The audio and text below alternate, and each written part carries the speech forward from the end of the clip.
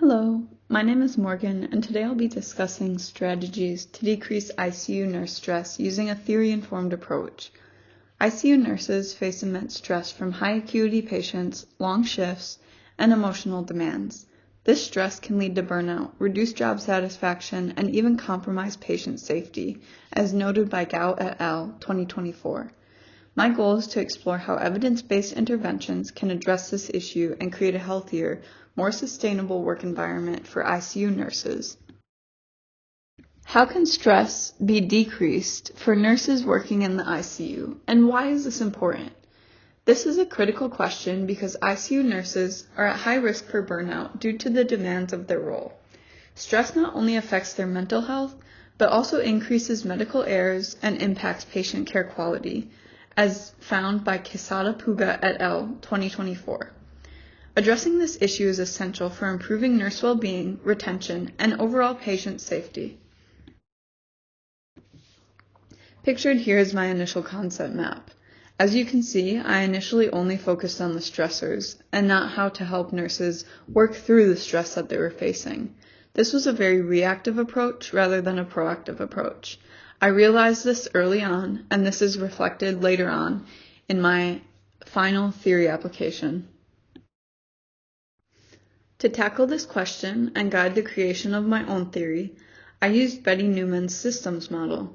This model is ideal because it categorizes stressors into internal, external, and created environments, addressing them comprehensively, as noted by Lowry and Aylward 2015. Neuman's emphasis on prevention at multiple levels aligns perfectly with this concept map, making it highly applicable for ICU nurse stress management. Pictured here is my final theory-informed concept map, built off of Betty Neuman's model. At the primary level, resilience training and mindfulness exercises prepare nurses to handle stress proactively. Secondary prevention emphasizes peer support networks and accessible mental health resources for real-time stress management. Tertiary prevention includes recovery-focused strategies such as counseling and debriefing to support nurses dealing with burnout, which is supported by Gao et al. 2024 and Murphy 1996.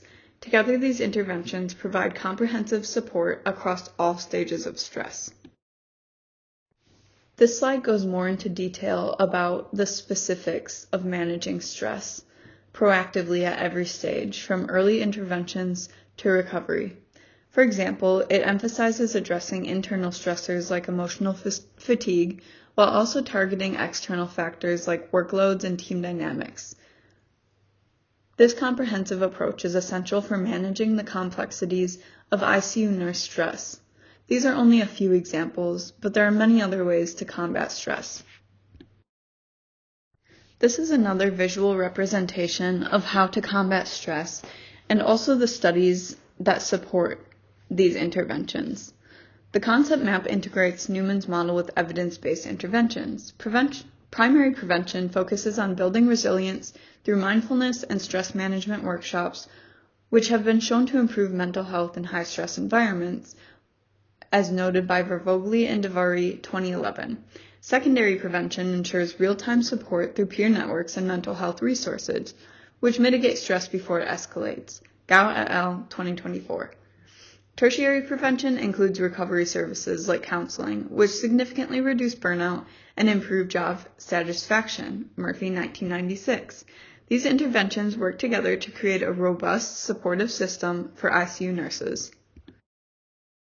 By applying these strategies, I anticipate lower stress levels, reduce burnout, and improve job satisfaction among ICU nurses, which is supported by Quesada Puga et al. 2024. This will also enhance patient safety by reducing errors and increasing nurse engagement, as supported by Tang et al. 2024. Over time, these changes will create a more resilient, sustainable work environment in the ICU. In closing, my takeaway for you is this. Addressing ICU nurse stress is essential for improving both nurse well-being and patient safety. Using frameworks like Neuman's systems model, we can implement targeted, evidence-based strategies that tackle stress at every level. I encourage you to think about how these interventions could be applied in your own settings, whether through resilience training, peer support networks, or enhanced recovery services. Together, we can create a culture of support where nurses thrive and patients receive the best care possible. Thank you all for taking time to listen to my presentation. I deeply appreciate your engagement with this important topic.